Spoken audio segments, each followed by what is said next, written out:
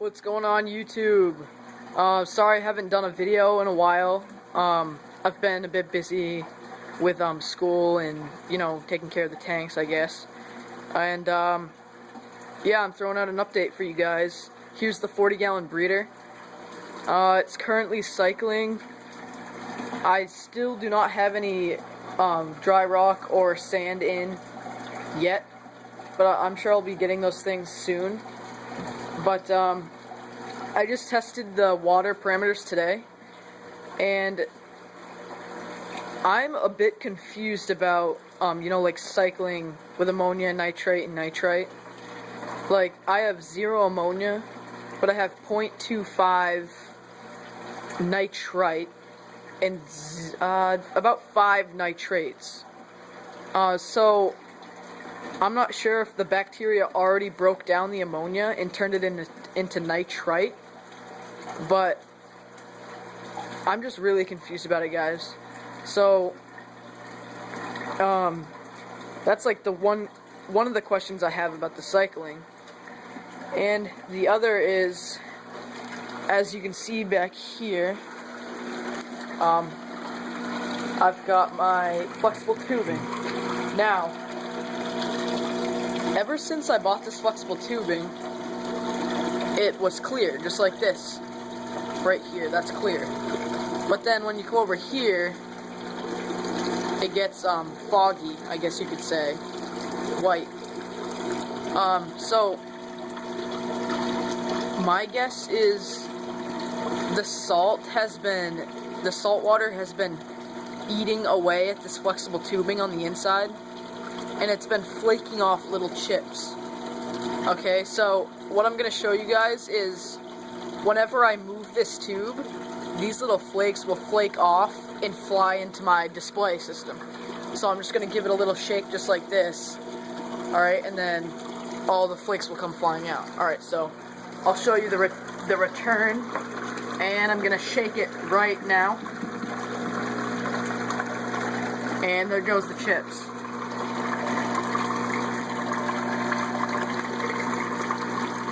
So I have done little research on this, but I'm not sure if those flakes will be harmful to, you know, any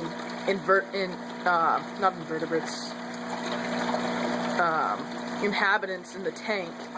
So if you guys could tell me, like, what is this stuff, that would be awesome, because I don't want this to be a huge problem, because me and my dad were thinking about going hard plumbing the return, but we don't know if this has a thread or something.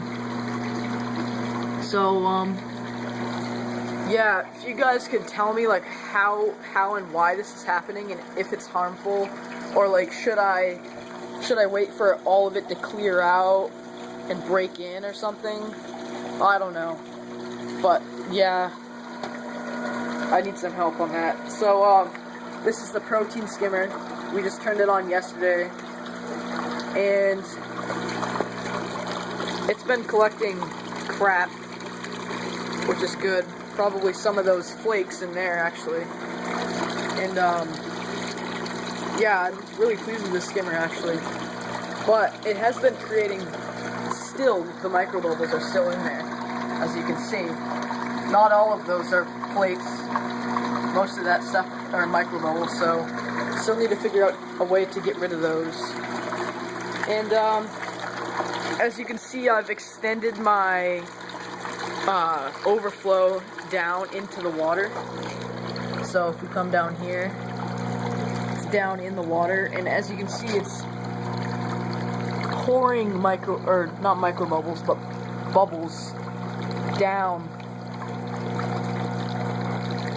And it's, you know, I think that's one of the reasons, and I'm not sure why it's creating those micro bubbles. But let's see if I crank this closed a bit. Sorry, close. This overflow box is gonna fill up, or overflow cylinder, I guess. It's gonna fill up a bit. And I think what's creating all those micro bubbles coming out of the overflow is when the water's splashing down so hard, it's just kicking down a bunch of air into the water, and it's sucking up all the bubbles. So, I wonder what happens if I close it a bit and let that open, or let that fill up. Looks like I gotta close it a bit more.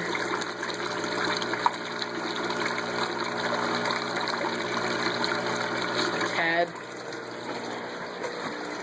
Yeah, and there it goes, see? As you can see, it's filled up pretty much all the way.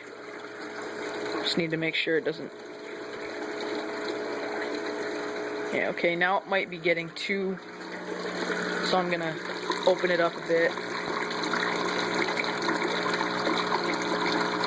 Just a tad. And, oh yeah, there. It did it. Barely any micro bubbles coming out of there. But I still think the protein skimmer is causing too many bubbles still, as you can see. That's all from the protein skimmer. So,